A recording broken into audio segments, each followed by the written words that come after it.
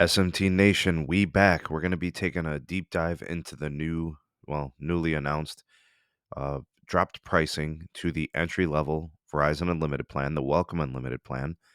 They're going with a $25 per line price point. They're going to guarantee that pricing for 3 years. All right, so in and of itself, there is value in the price. I think there are some important things to note. I left it out of the introductory video. I just kind of treated that as an announcement. But what I want to do is kind of do a slightly deeper dive into the motives and that of the company, what they're trying to do, and then like who this helps and benefits. All right, so to get things started first, now that we know the pricing and we understand the terms, it's a question of who does this help? Well, it clearly is going to help entry level customers who are seeking an attractive price point. As I described in the open, the focus is price point, right? It's not truly the value offer and that you're getting a lot for the money. It's just not paying a lot of money. So the primary focus here is not really a value play, but more about the price point. Who else does it help, right? I think it's going to help Verizon's foot traffic. I think some of the sale agents at Verizon have been missing tools, right? They need tools to be able to attract, close deals, and snag customers. I think this helps them a little bit. Foot traffic in the store, more calls into to the sales agents, and more conversions with chat options, right? I think the retail culture at Verizon has been absolutely on life support. When we get the vibes from like those internally at the company, those in the sales, people like Jeff Moore at Wave 7 Research kind of explaining these types of things. T-Mobile has been thriving and big cable has been thriving, and so has AT&T. So I think this helps a little bit. It at least gets some action. I think it also helps the fixed wireless access inquiries, people asking about the service. It creates opportunities to get conversions, deepening the customer relationship at Verizon with their 5G home internet, looking for additional growth.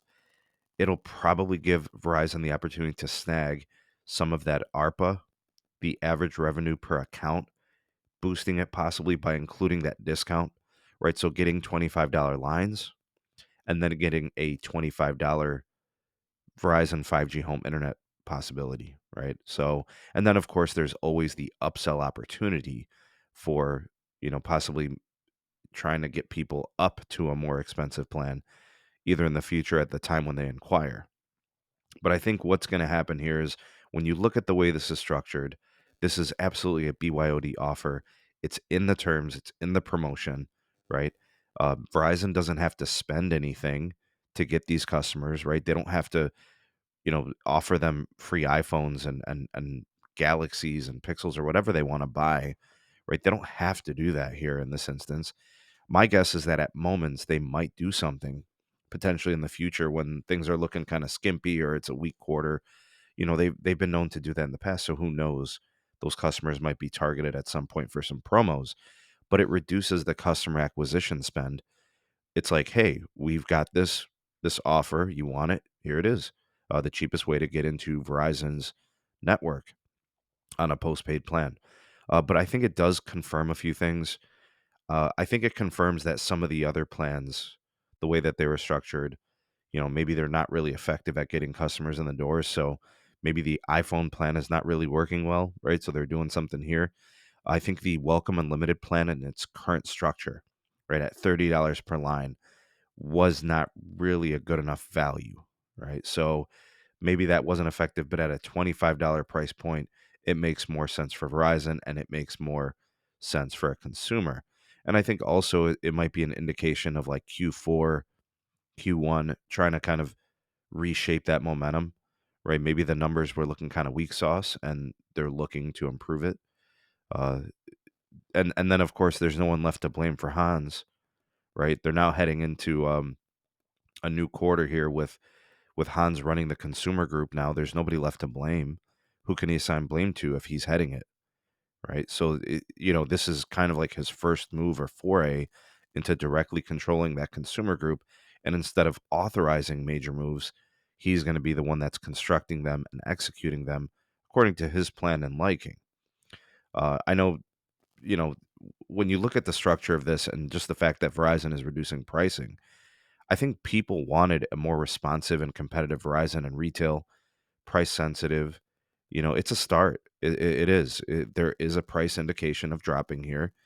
I predict that a couple of more moves are probably coming because this move in and of itself doesn't qualify enough people, right? Because it is a BYOD program, it doesn't get enough people involved in the consideration. So they're going to have to do more. And I think that's probably coming to address some other types of consumers. But I think the energy has to be appropriately assigned here. People asked for lower prices, and we're starting to see this being a thing at Verizon. So I don't think there's room for people to say this plan sucks, or this is no good, or it doesn't interest me. Well, that it doesn't really make sense to have that energy because people were clamoring for drops in prices. This is one in the right direction. So keep that same energy, right? And that's what I'm going to do, and that's what I've always done, right? Call a spade a spade. Keep the same energy. People are clamoring for drops in prices, and this is one of those things. I'm predicting an additional move or two. That's my prediction. That's not doesn't have to be yours, right? That's my feeling, my gut. And I've hit my mark on some things with these companies in my predictions, and I've missed on some of my predictions as well. I don't have intimate connectivity within internally on so many of these levels. Like, I don't know any executives at the company. I don't know. I'm on the outside looking in. I'm a consumer advocate. I'm like you guys, but I'm watching how they move, and it's very late in the quarter four, and it's very late in the year. So that to me seems like there's more left out there for them to do that can improve things. I think Q1 you're probably going to see a move, and I think Q2 makes sense also. So there's probably a couple of left. And then, of course, the network continues to get better and improve and added capacity, and they want to monetize those things. This is going to be a turnaround. I mean, it's been neglected for a while to be more competitive, and now maybe we're seeing it. It's kind of like a tip of the iceberg, in my prediction, in my opinion. All right, but keep the energy where it needs to be. It's a step in the right direction, right? To have it any other way is disingenuous and hypocritical, right? And that's just not how I roll. So I applaud Verizon for doing something, and I think it's a welcomed sight, and I think more is coming, but you may disagree. But give me your rationale, give me a reason why you disagree. Tell me why. Right? Don't just say you disagree and Verizon's expensive. Give me your reason why you think more isn't coming and justified, because I think that's an intriguing conversation. What do you guys think? Sound off in the comment section below. You all are the voice of the people, the SMT Nation. Let your voice be heard. Like, share, and subscribe for more. And turn on that bell notification icon to never miss an upload.